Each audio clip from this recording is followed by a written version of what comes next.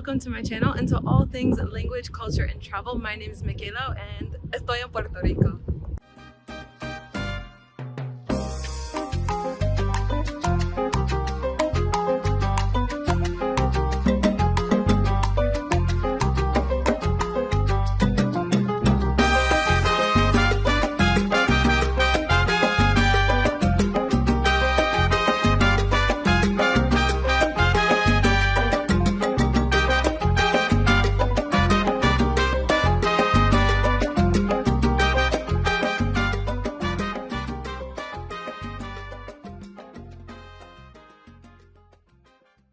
Hey everyone, welcome back to my channel. My name is Michaela. If you're new here, if you're not, welcome back. Today I want to talk to you guys about my trip to San Juan, Puerto Rico and all of the things that you should do there. I went to Puerto Rico back in May, and now by the time you guys are watching this, it's going to be November, but I still wanted to talk to you about all the things that I did there, and I finally got up the courage and the time to put another video out there because I know it's been a while since I've been on YouTube, but I'm really excited to be back. Briefly, I want to talk about why Puerto Rico should be your first trip, especially for Americans. It is like the easiest trip to take if you're just new to traveling and you don't want to take all the extra steps to get new currency, travel documents, and of course if you don't want to deal with the language barrier. So that is why Puerto Rico is like a great starting point for Americans. No passport needed, no currency exchange to use the American dollar, and a lot of people there speak English. And it's not too far. It's located just off the coast of Florida, so however long it takes to get to Florida, add about 2.5 more hours on top of that and you'll be in Puerto Rico.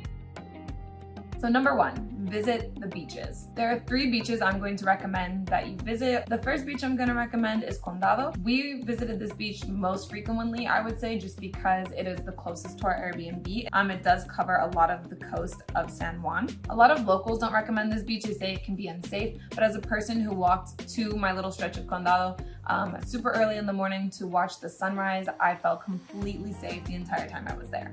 The second one is Escambron. This is like a tiny little cozy beach closer to the old city. I wanted to try something different because I didn't love the first 2 beaches as much, and this one by far was my favorite beach. They had a lot of trees for shade, the water was super clear, and I absolutely just enjoyed my time on this beach. And the third beach is going to be Isla Verde. The locals absolutely adore this beach, and I think it's just because it comes with like the chairs and the umbrellas.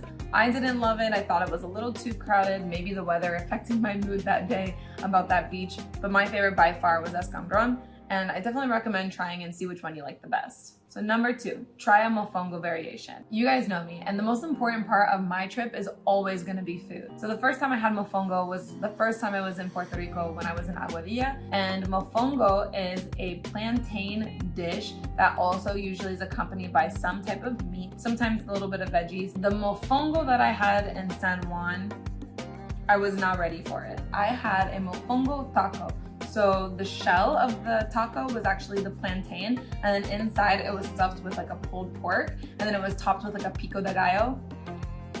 Listen, I still dream about those tacos. So I want to highlight a couple other restaurants and some of the food that I had there because Puerto Rican food did not miss while I was there. So we went to 1950 Condado and we got this country fried rice, I think it was called, and it was like a bean, rice, and a bunch of different kinds of meats all mixed together. And then they came out with like this little sauce. The only thing that I can really kind of compare it to is like a yum yum sauce. Blew me away. I absolutely loved it. And the other place I want to highlight, which was so nice, we had it twice, the Smokehouse Old San Juan. We had pulled pork tacos, the best mac and cheese ever. Like, I'm not a mac and cheese girl, even being American and specifically from the Midwest. Not a mac and cheese girl. This was my absolute favorite mac and cheese I've ever had. So number 3, visit Old San Juan. Old San Juan is the historic part of the city. If you're Googling San Juan, these are the pictures you're gonna see. They're tiny, narrow alleyways, colorful buildings, lots of boutiques, lots of shopping, restaurants, and nightlife as well. While you're in the Old San Juan, you're gonna wanna look for the I Love SJ sign. You're gonna take a cute picture there like me and my sister did.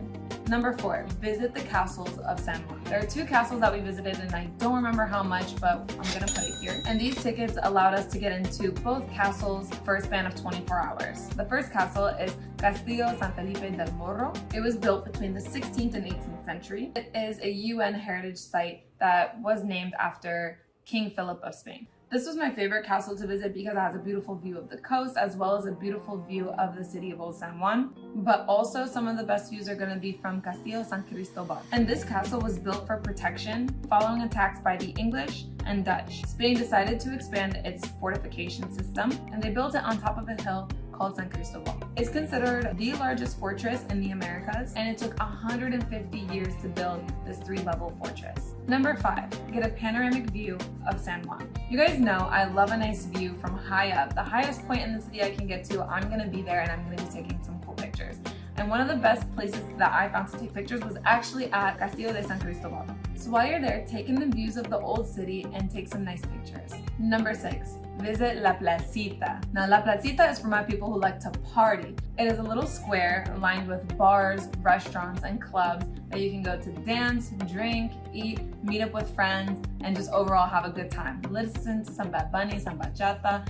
Literally one of the best times that we had was just hanging out, going for a little dance, just me and my sister, and enjoying our time. And that brings me to number 7, and y'all know I always save the best for last, the most adrenaline pumping thing for last, and that was our guided tour of the rainforest. We actually found this experience on Airbnb Experiences, and it was a guided tour, and they actually picked us up like right down the street from our Airbnb and took us all the way to the rainforest. We had a guide who took us basically all the way up to these natural water slides. We did some cliff jumping or rock jumping, and we also swing from a swing. My sister and I both agree that this was the best part of our trip, hands down. We would do it a million times over. I think it cost us roughly $70 per person, but we got some awesome pictures out of it, we got some great videos, and we had the best day ever. If you want to get to the rainforest, of course, you can do some zip lining, and all you have to do is rent a car to get there. I really love the idea of a guided tour. I don't really like to rent cars and take care of my own transportation in that sense, but it's definitely doable. I'm gonna link our Airbnb experience that we took below in case you guys want to do it as well. And that's gonna wrap up my video. I really enjoyed making this video for you guys. I hope that you guys enjoyed the beautiful scenes of Puerto Rico and you guys are interested in taking your own trip there. I do plan to have more content on the way, so if you like this video, give it a thumbs up and subscribe if you want to see more travel content from me.